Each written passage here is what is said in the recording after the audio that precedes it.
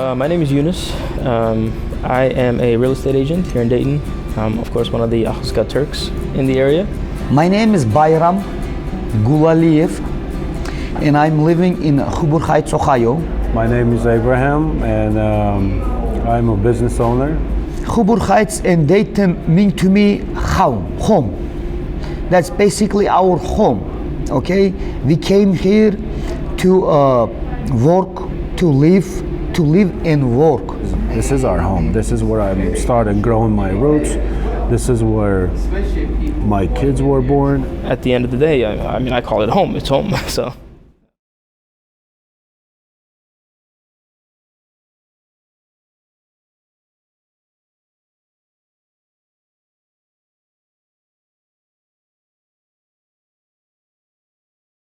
There's a big Turkish population in the area, and most of us are the same types of Turks. We're called Ahıska Turks. The Ahıska Turks, there are two theses on their origin. Some people hold that they're Turks. Some people hold that they're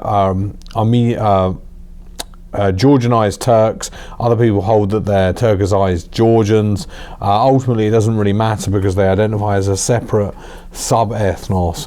But in 1944, they were allegedly, ostensibly suspected of treachery to the Russian state or future treachery, and so were deported en masse by Joseph Stalin. 1944, that's when they deported about 100,000 people, and mainly it was all women and children, because all the men from ages 15 to 60, they were sent to war. One night, suddenly soldiers come in and they force people out their house, whatever they can carry, put them onto cattle trains. And in November in Caucasus Mountains in that area is cold winter, snow. And a lot of people died from the cold, from disease, starvation, malnutrition, hygiene, things like that.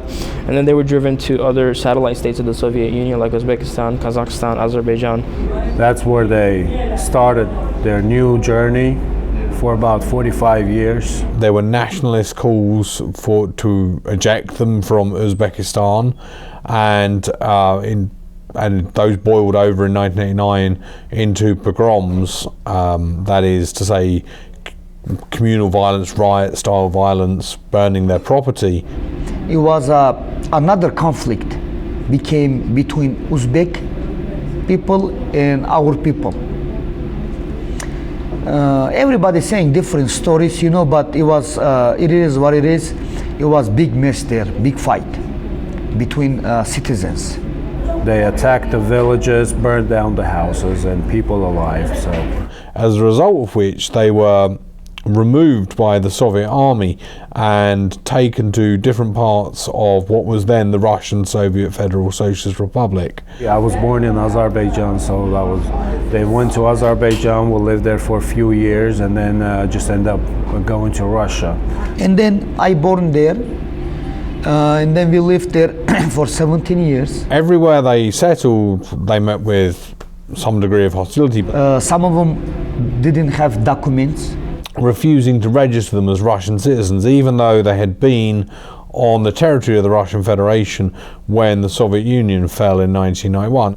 They would show their Soviet passports, the country didn't exist anymore, and so the Cossacks would say, well, this doesn't exist, you're illegal, and they would fine them, they would beat them.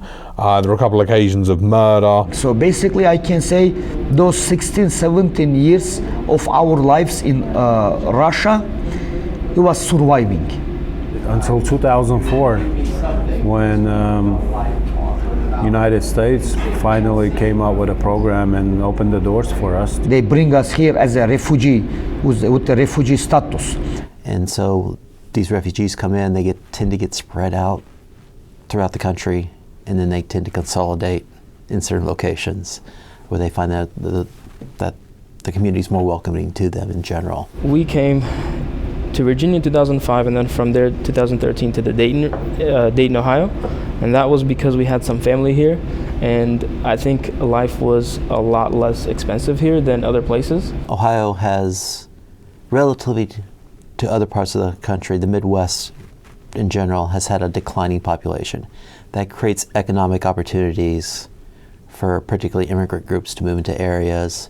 When I first moved to United States, we went to California. So I was there, Oakland, California. We lived there for 12 years, 13 years. But over there, we didn't have as many community members as we do here. So when we talk about immigration internationally, we talk about push and pull factors. Push factors are the factors that cause somebody to want to immigrate, and then pull factors determine where they choose to immigrate to.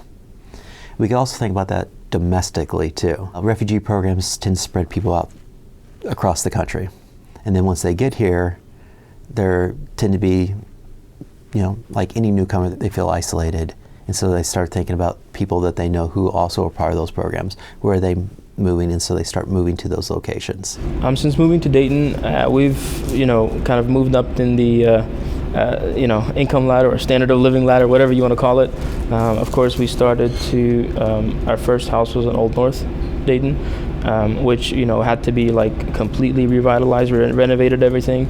In that time, you can buy a house for $5,000, $6,000, $10,000. We can buy a house there. So my people like to help each other in the community. So what they do is they kind of lift one another up.